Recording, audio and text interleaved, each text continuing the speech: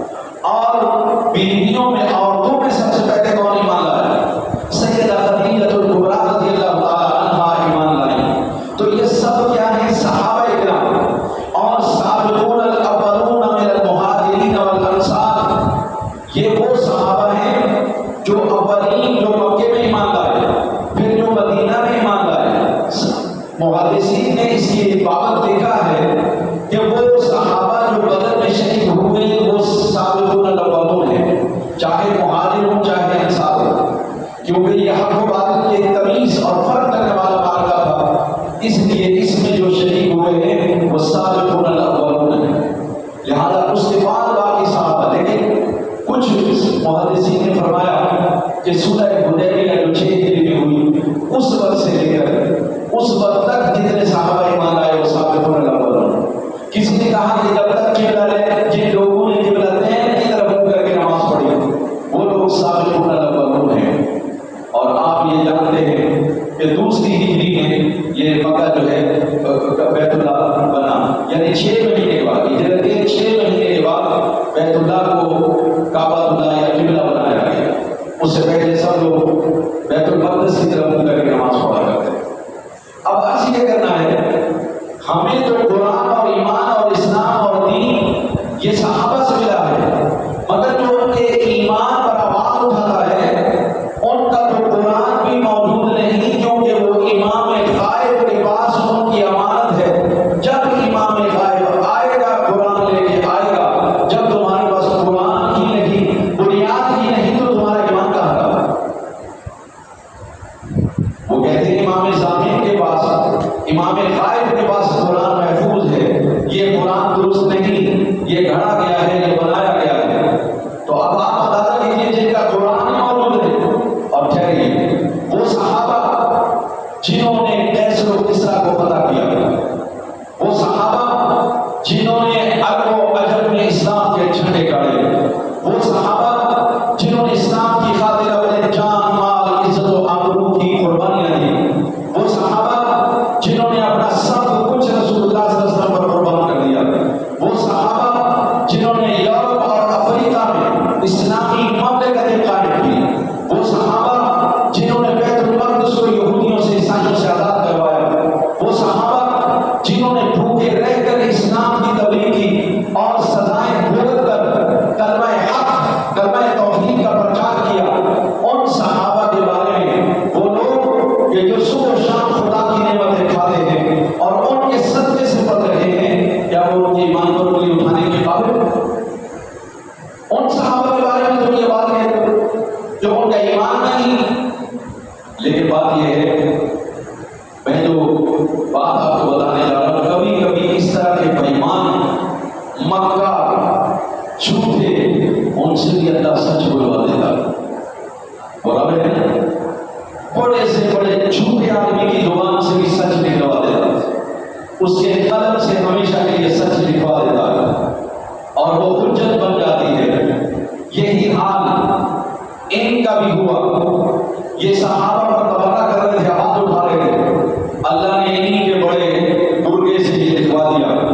ملا باقر مجلسی نے بحار الانوار میں لکھا، اور سیدنا علی رضی اللہ تعالی عنہ کے حوالے سے لکھا، اور کتاب نہج البلاغہ صفحہ 491 پر یہ بات موجود ہے۔ حضرت علی رضی اللہ تعالی عنہ کا قول ہے، کیا انہوں نے فرمایا، انه بايعني القوم الذين بايعوا ابا بکر وعمر وعثمان على ما بايعوهم عليه۔ کیا مطلب کہ میری بیعت انہی لوگوں نے کی، ان صحابہ نے کی جنہوں نے ابو بکر عمر اور عثمان کی بیعت کی تھی۔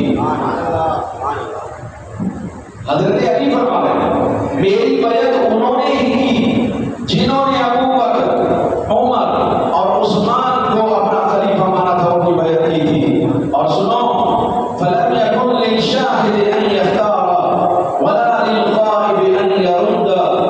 اور جب یہ لوگ صحابہ کرام کی جماعت جب کسی کو اپنا امام بنا لے، جب کسی کو اپنا خلیفہ چن لے، تو کسی حاضر کو یہ اختیار نہیں کہ وہ کسی اور کو خلیفہ چنے۔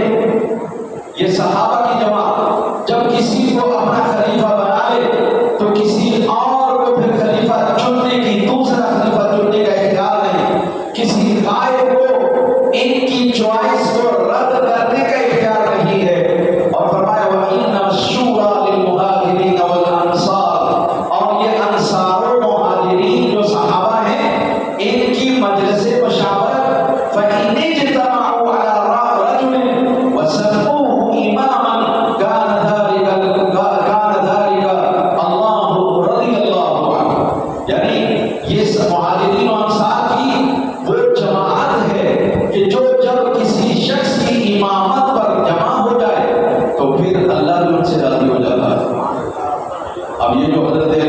اللہ تعالیٰ عنہ کا یہ قول ہے، نہج البلاغہ مشہور کتاب ہے ان کی، اور 491 نمبر صفحے پر ہے. ذرا معنی سن لیجیے. حضرت علی رضی اللہ تعالیٰ عنہ فرماتے ہیں میری بیعت ان صحابہ کرام نے کی جنہوں نے ابو بکر، عمر اور عثمان کی بیعت کی ہے. اور یہ مہاجرین و انصار صحابہ کرام کسی کی جب بیعت کر لیں تو اللہ بھی ان سے راضی ہو جاتا ہے اور وہ خلیفہ برحق کہلاتا ہے، وہ خلیفہ برحق کہلاتا ہے. تو ایسی بیعت ہو جائے تو دوسرا خلیفہ منتخب کرنے اور تسلیم نہ کرنے کا حق کسی کو نہیں رہتا.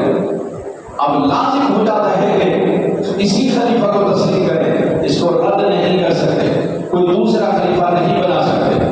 آپ اندازہ کیجیے کہ حضرت علی رضی اللہ تعالیٰ عنہ کیا فرما رہے ہیں. گویا آپ کے اس قول سے یہ بات ثابت ہو گئی کہ سیدنا علی رضی اللہ تعالیٰ عنہ کی خلافت کے لیے نبی صلی اللہ علیہ وسلم نے انہیں خلیفہ مقرر نہیں کیا. اگر ایسی بات ہوتی تو آپ صحابہ کرام کی یہ تعریف نہ کرتے، انصار و مہاجرین کی مجلس شورا کی بات نہ کرتے، بلکہ کہتے مجھے نبی نے مقرر کیا.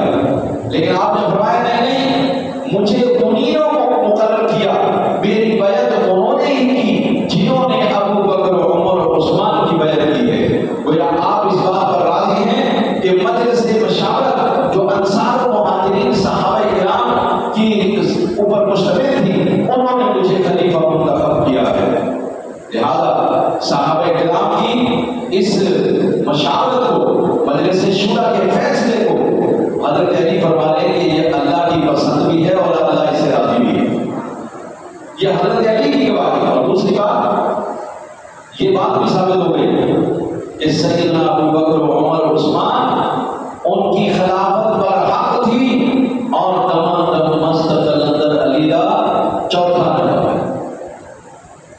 تمام مست قلندر علی کا چوتھا نمبر. علی خود یہ کہہ رہے ہیں ان کی خلافت پر حق ہے. یہ اس پیغام سے یہ بات ثابت ہو رہی ہے. اور تیسری بات جو آپ کے اس قول سے ثابت ہو رہی وہ یہ ہے کہ صحابہ کرام رضوان اللہ علیہم اجمعین ایمان والے تھے، ظالم نہیں تھے، منافق نہیں تھے، فاسق نہیں تھے. وہ تو سچے ایمان والے تھے. اگر سچے ایمان والے نہ ہوتے تو ان کی مشاورت اور ان کے حکم کو کبھی حضرت علی قبول نہ کرتے، اور قرآن کبھی ان کے لیے اعلان نہ کرتا کہ بھائی وہ جنت میں جائیں گے اور ان کے لیے جنت میں جگہ. یہ کبھی بھی قرآن اس کو بیان نہ کرتا. اور حضرت علی رضی اللہ تعالیٰ عنہ کو ان کا حکم بننا کبھی قبول نہ کرتے.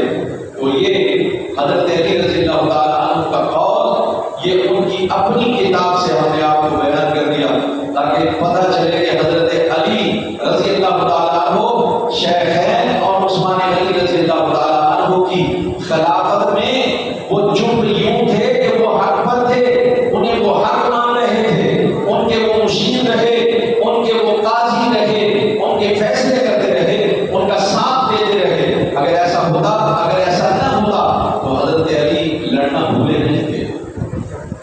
لا فتح الا علی لا ذوالفقار لا سیف الا ذوالفقار. تو علی بھی نوجوان، اس وقت بھی نوجوان تھے اور علی کی تلوار خود نہیں ہوئی تھی اور وہ صحابہ سب جانتے تھے کہ علی کیسا لڑتے ہیں اور یہ اگر تلوار اٹھا لیتے تو کوئی ان کا مقابلہ نہیں کر سکتا. لیکن انہوں نے تلوار نہ اٹھا کر بتا دیا، گواہی دے دی، ارے شیخین بھی حق ہیں، عثمان بھی حق ہیں، اور میں ان کی خلافت میں جس منصب پر بھی رہا وہ بھی حق ہے. تو جب میں نے قبول کر لیا ہے تو میرے ماننے والوں کو بھی انہیں کیا کرنا چاہیے؟ قبول کر لینا چاہیے. اور دوسری بات یہ ایک مشہور کتاب ہے بحار الانوار جس کی 100 سے زائد جلدیں، اس کے صفحہ نمبر جلد نمبر 44 اور صفحہ نمبر 65 پر حضرت امام حسن بن علی رضی اللہ تعالیٰ عنہ کا ایک قول انہوں نے ذکر کیا. یہ قول بھی دیکھیے صحابہ کی شان بیان کر رہا. پہلے آپ نے سن لیا کہ علی رضی اللہ تعالیٰ عنہ صحابہ کی شان بیان کر رہے ہیں، ان کی مشاورت کو مان رہے ہیں، ان کے حکم بننے کو قبول کر رہے ہیں اور ان کی عمارت میں رہنے کو اپنے لیے فخر قرار دے رہے ہیں. اور اب دیکھیے کہتے ہیں هذا ما صالح عليه الحسن بن علي بن ابي طالب معاوية بن ابي سفيان. یہ ہیں وہ شرائط جن شرائط پر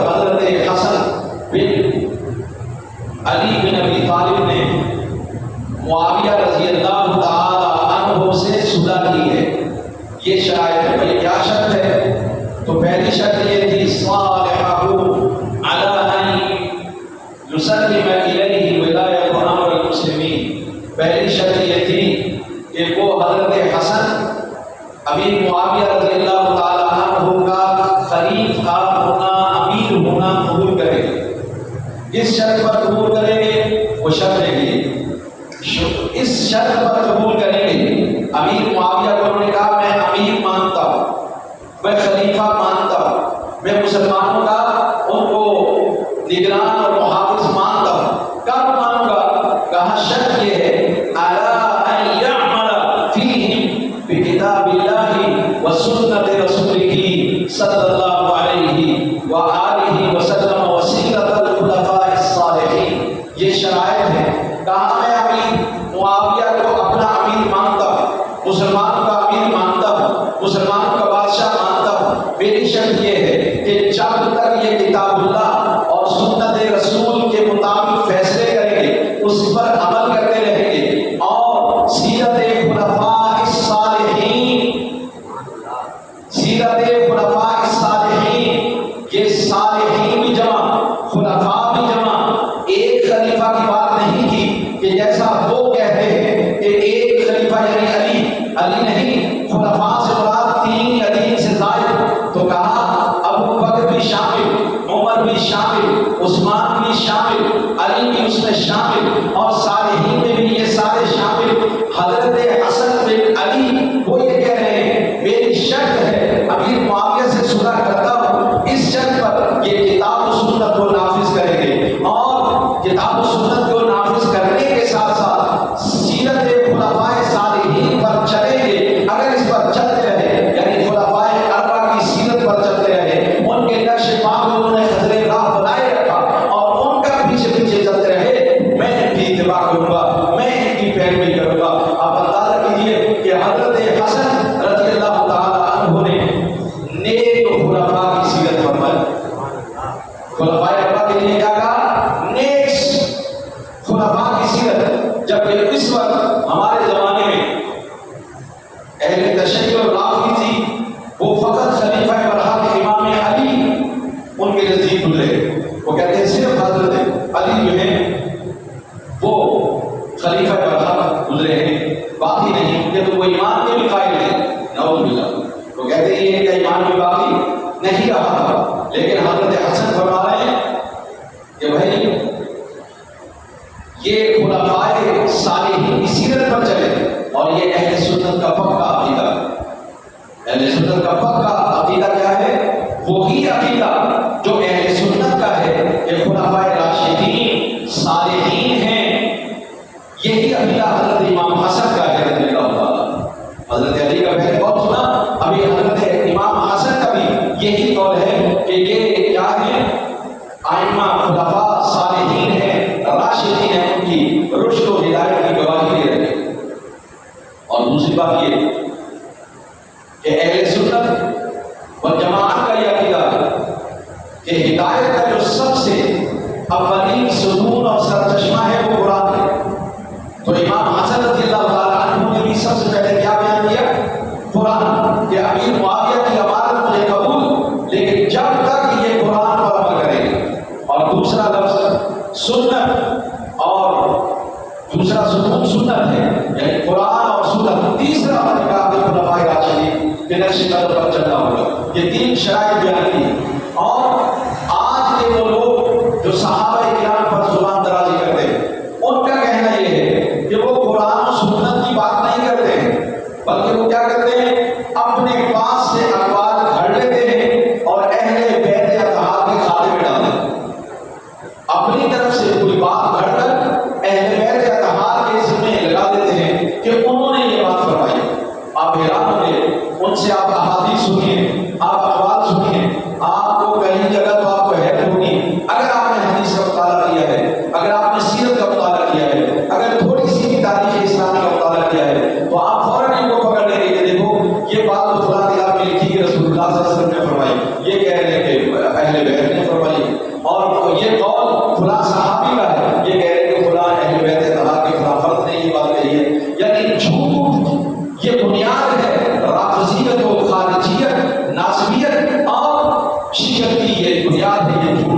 اس سے اللہ تبارک و تعالیٰ ہماری حفاظت فرمائے۔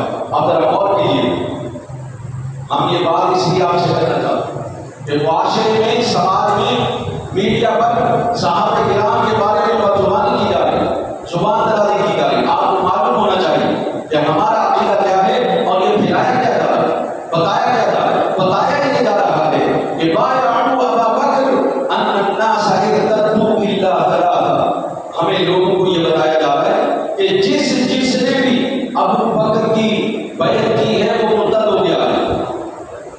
ہمیں یہ بتایا جا رہا ہے جس نے ابو بکر کی بیعت کی وہ مرتد ہو گیا سوائے تین کے، اور وہ تین یہ ان کی کتاب بحار الانوار 28ویں جلد اور 255 صفحے پر یہ بات موجود ہے۔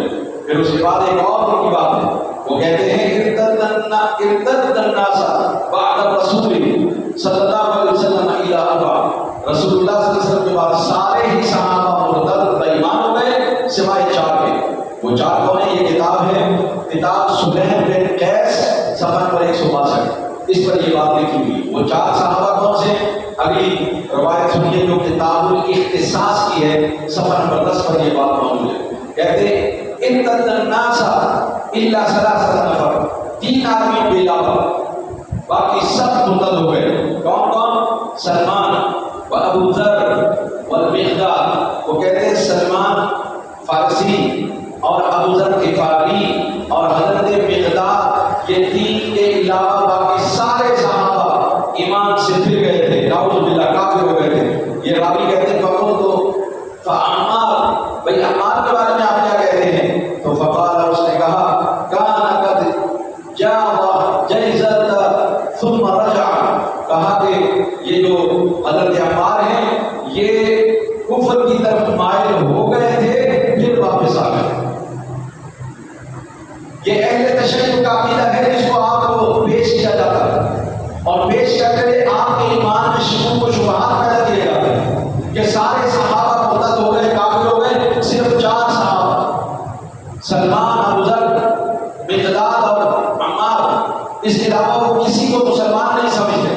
آپ تھوڑی دیر کے لیے غور کیجیے، بلکہ وہ تو یہ بھی کہتے ہیں، قرآن کی ایک آیت ہے ان الذين آمنوا ثم كفروا ثم آمنوا ثم كفروا ثم ازدادوا كفرا لن تقبل توبتهم، اس آیت کے بارے میں وہ کہتے ہیں کہ نزلت فی فلان و فلان و فلان آمنوا بالنبی صلی اللہ علیہ وسلم فی اول الامر وکفروا حیث عرضت علیہم الولایہ۔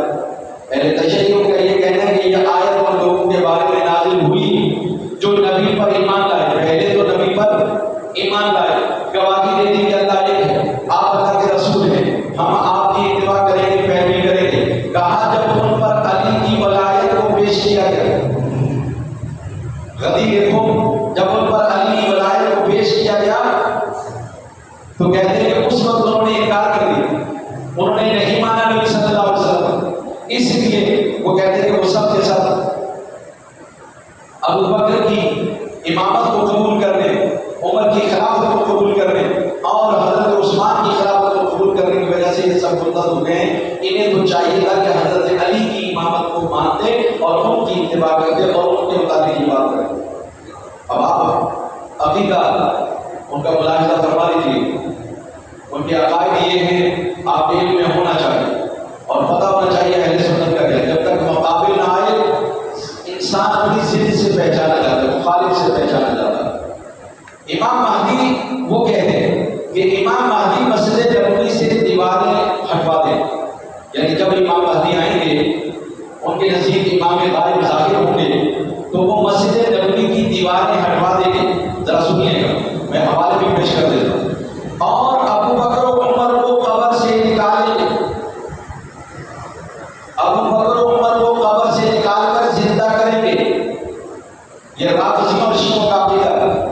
امام مہدی آئیں گے، مسجد نبوی کی دیواریں گرا دیں گے، ابو بکر و عمر کو مزار سے نکال کر زندہ کریں گے، اور پھر حابیل کے قتل سے لے کر امام مہدی کے آنے تک جتنا ظلم ہوا، جتنا ستم ہوا، جتنے گناہ ہوئے، ان سب کا اعتراف کروائیں گے ابو بکر و عمر سے۔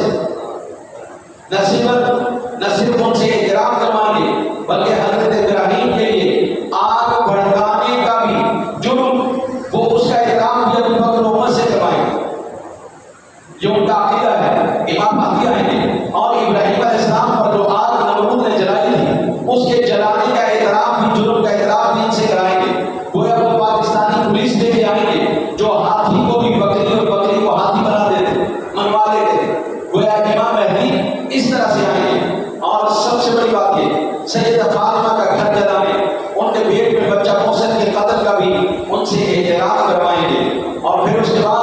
حسین کو زہر دینے اور حضرت حسن کی شہادت اور اہل بیت کے اوپر کربلا میں مظالم جو ہوئے ان سب کا اعتراف بھی ان سے کروائیں گے. پھر ان دونوں کو ان تمام جرائم کی پاداش میں پھانسی دے دیں گے. پھانسی دینے کے بعد جلا دیں گے. جلانے کے بعد ان کی خاک کو بھی اور ہواؤں میں اڑا دیں گے. یہ کام کرنے آئیں گے. یہ سزا جو ہے یہ شیخین کے لیے تجویز کر رکھی ہے اہل تشیع اور رافضیوں نے، اور یہ ان کا عقیدہ ہے کہ یہ امام مہدی آئیں گے اور وہ یہ کام کریں گے. یہ کہاں لکھا ہوا ہے؟ الہدایۃ الکبریٰ صفحہ نمبر 400 پر لکھا ہوا ہے. مختصر بصائر الدرجات صفحہ 189 پر لکھا ہوا ہے. بحار الانوار جلد 53 اور صفحہ نمبر 12 پر یہ بات لکھی ہوئی ہے. اور اگر آپ عربی کی عبارت کو جاننا چاہیں تو وَكُلُّ رَيْنٍ وَخُبُثٍ وَفَاحِشَةٍ وَإِثْمٌ وَظُلْمٌ وَجُورٌ وَغَشَمٌ مُنذ عهد آدم علیہ السلام إلى وقت قیام القائمین علیہ السلام كل ذلك يعذبه عليه السلام عليهما ويلزمهما إياه ويعترفان به ثم يكمل بهما فيمتص منهما في ذلك الوقت بمظالم من حضر ثم يسلبهما على الشجرة ويأمر نارا تخرج من الأرض فحرقهما والشجرة ثم يأمر ريحا فتنسفهما في اليم نسفا. یہ عربی عبارت ہے جس کا ترجمہ وہی ہے جو آپ نے سماعت فرمایا. یعنی امام مہدی آئیں گے اور دونوں سے تمام گناہوں کے آدم علیہ السلام سے لے کر آج تک سارے گناہوں کا جو اعتراف ان سے کروائیں گے ان کو پھانسی دیں گے، جلا دیں گے. جلانے کے بعد ان کو جو ہے بہا دیں گے سمندر میں. آپ اندازہ کیجئے کہ یہ کیسا عقیدہ ہے. جبکہ اہل سنت والجماعت کا عقیدہ یہ ہے کہ اہل سنت وہ ہیں جو صحابہ کرام رضوان اللہ علیہم اجمعین کو معیار ایمان قرار دیتے ہیں. بل فإن آمنوا بمثل ما آمنتم به فقد اهتدوا. اللہ تعالیٰ کہہ رہا ہے کہ اگر یہ لوگ منافقین، رافضی، خارجی، تمام سوائی اس میں داخل، اگر یہ ایمان آپ لوگوں کی طرح لائیں، اے میرے نبی کے صحابہ، اے شیخین، اے خلفائے راشدین، اے صحابہ کرام کی جماعت، اگر یہ لوگ ایمان تمہاری طرح لائیں گے فإن آمنوا بمثل ما آمنتم به فقد اهتدوا، تو یہ ہدایت والے ہیں. یعنی اللہ تبارک و تعالیٰ جنہیں معیار ہدایت قرار دے رہا ہے، ایمان کا معیار قرار دے رہا ہے، انہیں اگر کوئی بے ایمان کہے گا، انہیں اگر کوئی کافر کہے گا، اگر انہیں کوئی منافق کہے گا، اگر انہیں کوئی مرتد کہے گا، تو اس کا مطلب ہے کائنات میں اس سے بڑا مرتد اور کافر کوئی نہیں. نعرہ تکبیر، نعرہ رسالت، ہر صحابی نبی، ابو بکر فاروق بھی، عثمان و علی بھی، والدین نبی، ہر صحابی نبی. اب سنیے ایک اور روایت آپ سنیے، وہ ہے بحار الانوار کے اندر جلد نمبر 19 صفحہ نمبر 71. آپ روایت سنیں گے آپ حیران ہو جائیں گے کہ کس طرح کی باتیں جو ہیں وہ ہم تک پہنچائی جا رہی ہیں، ہمارے ایمان کو کس طرح سے خراب کیا جا رہا ہے. اور وہ یہ ہے کہ حضرت ابو بکر رضی اللہ تعالیٰ عنہ کو صدیق کیوں کہا جاتا. اہل سنت کا عقیدہ تو ہے کہ انہوں نے رسول اللہ صلی اللہ علیہ وسلم کے معراج کی تصدیق کی تو اللہ تعالیٰ کی طرف سے لفظ ان کے لیے صدیق آیا. اللہ تعالیٰ کی طرف سے لفظ ان کے لیے صدیق آیا کیونکہ معراج کی تصدیق کی. ذرا سن لیجیے کہ یہ خارجی اور رافضی اور اہل تشیع وہ اس بارے میں کیا عقیدہ رکھتے ہیں. تو وہ کہتے ہیں حین کان معه فی الغار، سمجھ رہے ہیں کیا؟ قال رسول اللہ صلی اللہ علیہ وسلم انی لارى سفینۃ جعفر بن ابی طالب تضطرب فی البحر ضالۃ. جب ابو بکر رضی اللہ تعالیٰ عنہ غار میں تھے نبی صلی اللہ علیہ وسلم کے ساتھ، تو نبی صلی اللہ علیہ وسلم نے ابو بکر سے فرمایا کہ بھائی دیکھو میں جعفر بن ابو طالب کے جہاز کو یا ان کی کشتی کو میں دیکھ رہا ہوں کہ وہ پریشانی کے عالم میں، یعنی وہ گم ہو گئی ہے، راستہ بھول گئی ہے اور وہ پریشان ہے، کشتی کے اندر پریشان ہے. تو ابو بکر رضی اللہ تعالیٰ عنہ نے عرض کیا یا رسول اللہ وَإِنَّكَ لَتَرَاهَا، یا رسول اللہ کیا آپ اس کو دیکھ رہے ہیں؟ یا رسول اللہ کیا آپ اس کشتی کو دیکھ رہے ہیں؟ قال نعم، آپ صلی اللہ علیہ وسلم فرمایا ہاں میں اسے دیکھ رہا ہوں. اور فرمایا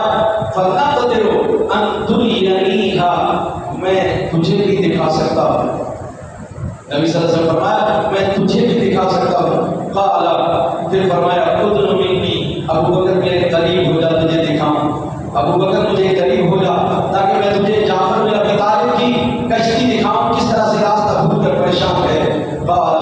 فدنا منه، جب میں قریب ہو گیا نبی صلی اللہ علیہ وسلم کے، فمسح على عینیہ، رسول اللہ صلی اللہ علیہ وسلم نے ان کی آنکھوں پر ہاتھ پھیرا، اپنا دست مبارک پھیرا، ثم قال، پھر فرمایا انظر ابو بکر اب ذرا دیکھ، ابو بکر اب ذرا دیکھ، فنظر ابو بکر فرأى السفینة وهي تضطرب في البحر ثم نظر الى قصور اہل المدینہ، ابو بکر نے جب نظر اٹھا کے دیکھا تو ان کو وہ جو جعفر بن ابی طالب کا سفینہ یعنی کشتی یا جہاز تھا وہ بھی نظر آیا بھٹکتا ہوا سمندر کے اندر، اور ساتھ ہی ساتھ انہوں نے مدینہ کے وہ بھی دیکھ لیے، قصور یعنی مدینہ کے جو بڑے بڑے محلات تھے یا بڑے بڑے گھر تھے وہ بھی وہاں دیکھ لیے غار میں سے۔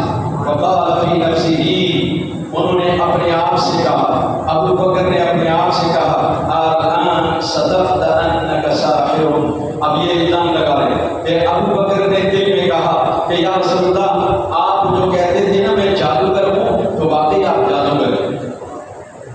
کوئی سننے یہ تصور نہیں کر سکتا کہ ابو بکر یہ بات کہے پیغمبر کے لیے، اور سنیے اگلا الزام پیغمبر پر ہے۔ فقال رسول اللہ صلی اللہ علیہ وسلم، اور حضرت رسول اللہ صلی اللہ علیہ وسلم نے یہ کہا الصدیق انت، تو سچ کہتا ہے، تو صدیق ہے، یعنی رسول اللہ صلی اللہ علیہ وسلم کو اعتراف کر رہے ہیں کہ میں جادوگر ہوں۔ قرآن آپ کے جادوگر ہونے کی نفی کر رہا ہے، آپ کے مجنون ہونے کی نفی کر رہا ہے، آپ کے سایہ ہاتھ ہونے کی نفی کر رہا ہے، قرآن نفی کر رہا ہے، اور قرآن یہ بتا رہے کہ آپ سے زیادہ عقل مند کوئی نہیں اور آپ سے جب زیادہ عالم کوئی نہیں، اور تم ابو بکر رضی اللہ تعالیٰ عنہ کو برا بھلا کہتے ہوئے اس آڑ میں رسول اللہ صلی اللہ علیہ وسلم کو جادوگر ثابت کرنا چاہتے ہیں۔ گویا کہ اس کا معنی یہ ہے کہ جب نبی ابو بکر نبی صلی اللہ علیہ وسلم کے ساتھ بات میں تھے، رسول اللہ صلی اللہ علیہ وسلم نے فرمایا حضرت جعفر کی کشتی سمندر میں بھٹکی ہوئی مضطرب ہے۔ ابو بکر نے پوچھا آپ دیکھ رہے ہیں؟ رسول اللہ صلی اللہ علیہ وسلم نے فرمایا ہاں۔ ابو بکر نے کہا مجھے دکھا سکتے ہیں؟ رسول اللہ صلی اللہ علیہ وسلم نے فرمایا قریب آ جاؤ۔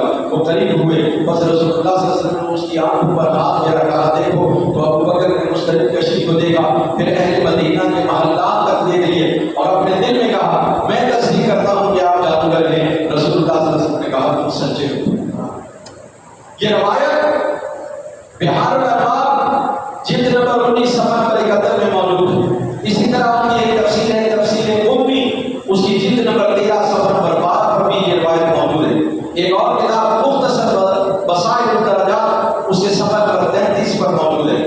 ایک ان کی تفسیر ہے تفسیر نور الثقلین، اس کے اندر بھی جلد نمبر 2 اور صفحہ نمبر 220 پر یہ بات موجود ہے۔ آپ اندازہ کیجیے جن کا عقیدہ ابو بکر کی صداقت کے حوالے سے یہ ہو اور صداقت کو بیان کرنے کی آڑ میں رسول اللہ صلی اللہ علیہ وسلم کی ساحر ہونے کا الزام لگا رہے ہوں، آپ ان کے بارے میں کیا کہتے ہیں کہ کیا وہ مسلمان، کیا وہ رسول اللہ صلی اللہ علیہ وسلم کے سچے غلام تھے؟ بہرحال اسے اگر غور کیا جائے تو ہمیں یہ بات پتہ چلتی ہے کہ کیسا بڑا جھوٹ گھڑ لیا ہو، اور یہ سوچنا بھی بھول گئے کہ اگر صدیق نے رسول کو جادوگر سمجھا اور رسول اللہ صلی اللہ علیہ وسلم نے تصدیق بھی کر دی کہ تم سچے ہو، تو گویا رسول اللہ صلی اللہ علیہ وسلم نے خود ہی اپنے آپ کو جادوگر تسلیم کر لیا۔ یہ کیسی عجیب بات ہے، نعوذ باللہ۔ بھوک سے صدیق میں اگر رسول کریم کی بھی توہین کی، بلکہ ایک طرح سے نبوت اور رسالت کا بھی انکار کرتا، لا حول ولا قوت الا باللہ، تو گویا سیدنا صدیق اکبر رضی اللہ تعالیٰ عنہ کو انہوں نے کافر قرار دے دیا، اور آپ صلی اللہ علیہ وسلم کو جادوگر کہنے والا اور ماننے والا ثابت کر دیا۔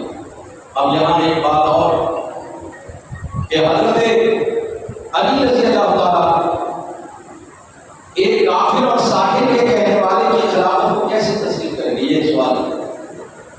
حضرت علی رضی اللہ تعالیٰ ایک ایسا شخص ہے جو رسول اللہ کو کافر کہتا ہے، مجنون کہتا ہے، ساحر کہتا ہے، کیا وہ اس کی خلافت کو قبول کریں گے؟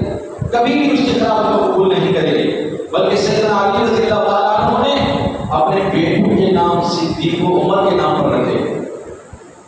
کیا کوئی علی جیسا مسلمان اور مومن جو حق کے ساتھ اور حق اس کے ساتھ ہو، کیا کسی منافق اور کافر کے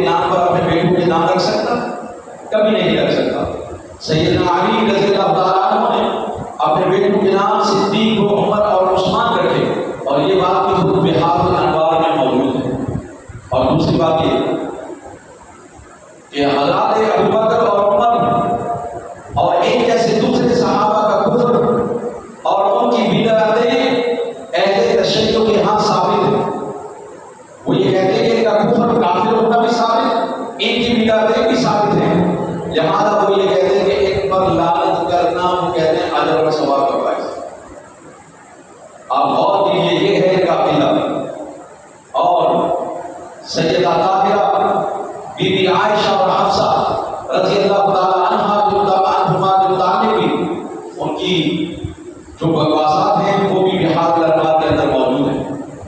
وہ کہتے ہیں ضرب اللہ مثلا، قرآن میں جو اللہ تبارک و تعالیٰ نے فرمایا ضرب اللہ مثلا للذین آمنوا امرأۃ فرعون، کہا کہ اللہ تعالیٰ نے یہ جو مثال دی ہے نا بیویوں کی، یہ آیات بھی سیدہ عائشہ اور حفصہ کے نفاق کے بارے میں نازل ہوئی. یہ اہل تشیع کا عقیدہ. وہ کہتے ہیں کہ سیدہ عائشہ صدیقہ رضی اللہ تعالیٰ عنہ اور سیدہ حفصہ رضی اللہ تعالیٰ عنہ کے نفاق کے مطابق، اور اگر آپ اگلی بات سنیں گے تو آپ حیران ہو جائیں گے. ان کا کہنا یہ ہے، ان کی کتاب ہے خیانت و عائشہ بین الاستحالۃ والواقع، صفحہ پر 115. ذرا جملہ سن لیجیے. آپ کا اگر اندر سینہ جل نہ اٹھے تو آپ کہیں. کہتے ہیں کہ ان عائشہ خائنۃ لرسول الاعظم صلی اللہ علیہ وسلم فی عقیدتہ وخائنۃ لہ فی فراشہ. کہتے ہیں کہ سیدہ عائشہ رضی اللہ تعالیٰ عنہ عقیدے کے لحاظ سے بھی رسول اللہ صلی اللہ علیہ وسلم سے خیانت کرتی تھی. یعنی آپ کو نبی مانتی نہیں تھی لیکن بس ظاہر کرتی تھی، اور بستر کے معاملے میں بھی رسول اللہ سے خیانت کرتی تھی. آپ سمجھیں، یہ ہے وہ واقعہ فرق کے اثرات کہ سوالوں نے منافقین نے سیدہ عائشہ صدیقہ رضی اللہ تعالیٰ عنہ کی پاک دامنی پر الزام لگایا. اللہ نے ان کی پاک دامنی کو بیان کیا، اس کے باوجود ایک عقیدہ یہی ہے کہ عائشہ رضی اللہ تعالیٰ عنہ خائن تھی نعوذ باللہ. اب جن کا عقیدہ یہ ہو، آپ ان کے بارے میں کیا کہہ سکتے ہیں کہ کیا وہ مسلمان ہیں؟ ان سے تعلق رکھنا جائز اور درست ہے.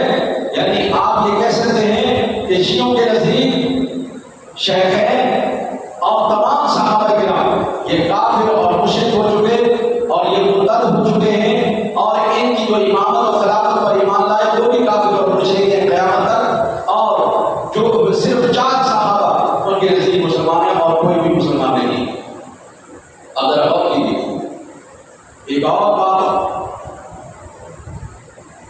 جو میں آپ سے پوچھنا چاہتا ہوں کہ ایمان سے آپ بتائیے کہ قرآن کے متعلق، انبیاء کرام کے متعلق، صحابہ کرام اور ازواج مطہرات کے متعلق کفریات اور بکواسات کے ہوتے ہوئے کیا شیعہ نیم رافضی اور رافضی ان کو حق اور ٹھیک یا درست کہا جا سکتا؟ جو نبی پر الزام لگائے، جو ازواج مطہرات پر بکواس کرے، جو صحابہ کرام کو کافر مانے، کیا آپ سمجھتے ہیں کہ وہ حق پر ہیں؟ کیا آپ سمجھتے ہیں کہ ان کے ساتھ مل کر رہا جا سکتا ہے؟ کبھی نہیں. تو آپ ذرا دیکھیے، جب اتحاد کی بات کی جاتی ہے تو ہم ایک مطالبہ کرتے ہیں کہ اہل سنت و جماعت کا جو عقیدہ ہے صحابہ کرام کے بارے میں، اولیاء کرام کے بارے میں، اہل بیت اتحاد کے بارے میں، ازواج مطہرات کے بارے میں، وہ عقیدہ صاف اور ستھرا ہے. انبیاء پاکیزہ ہیں، گناہ ان سے پاک ہیں. ازواج مطہرات کو اللہ نے پاکیزہ رکھا ہے کیونکہ وہ نبی صلی اللہ علیہ وسلم کے گھر میں ہیں اور ان کا حرم ہے. ان